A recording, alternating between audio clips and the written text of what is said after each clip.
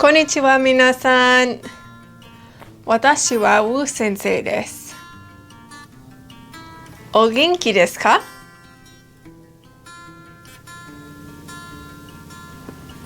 Hey everybody, welcome back.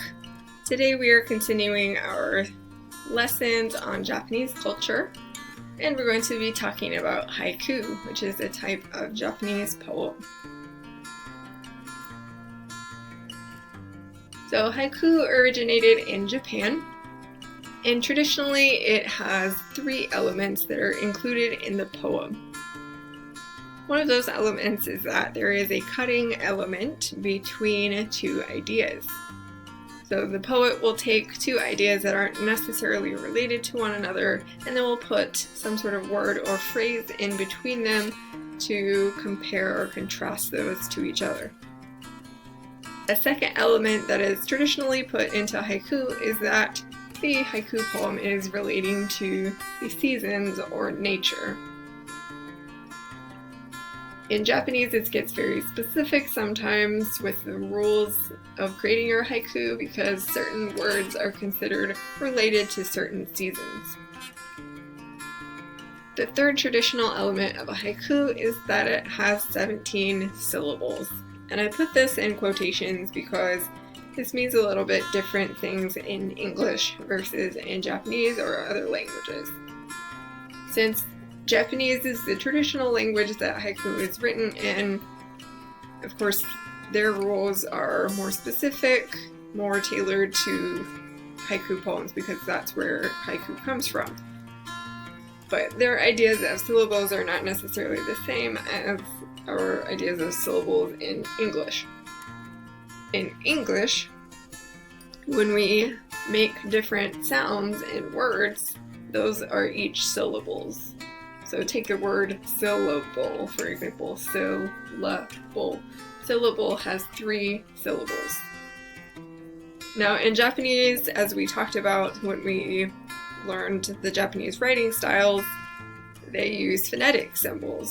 So each time you use a single symbol, it makes a sound. However, there are certain symbols that can be combined to create a new sound. For example, ki and yo together would make kyo. In that case, it is not counted as 2 different syllables, it's counted as 1 syllable, even though you see 2 symbols there. There are also times when you count a syllable that you cannot hear. So Japanese poets have a little bit more challenging job to create their haiku following the rules. However, when modern poets have taken their own spin on haiku, it's changed a little bit and they don't necessarily have to follow those 3 traditional rules. But of course it would not be considered a traditional haiku poem at that point. So sometimes you will find haiku with slightly more or less than 17 syllables. It might not necessarily be about nature and so on. Now, if you want to learn more about how to write a Japanese haiku or what those specific elements are to be traditional versus not traditional, I'm going to share this website with you in the comment section below this video. And it is tofugu.com, and I have a whole bunch of examples and information about haiku. It's very interesting. Now, of course, our main language is English, so that's what we're going to be creating our haikus in, instead of Japanese because we're not quite at that level yet. So I've created an example haiku for us here to sort of teach you the rules for making a haiku in English. We'll look at the syllables in each line, and then you can try creating your own haiku. After this video, you can also go check this other link down below, which will take you to a fun haiku generator. So if you do not really like writing poetry by yourself, you can just have the haiku generator do it for you. This is the poem that I created to show you today, and I tried to sort of follow the traditional Japanese rules. However, of course, it's in English. So haiku in English, we divide into 3 different lines for our syllables.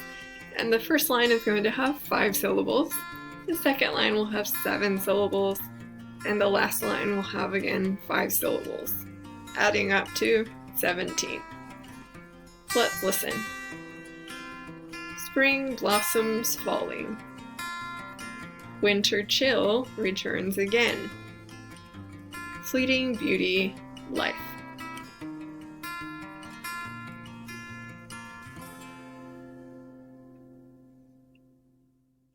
I hope everybody enjoyed learning about haiku today. Make sure to check out those links below for more information and to try and create your own haiku poem.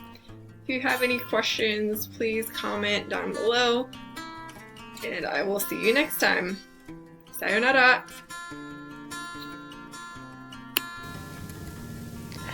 Arigatou minasan! Sayonara!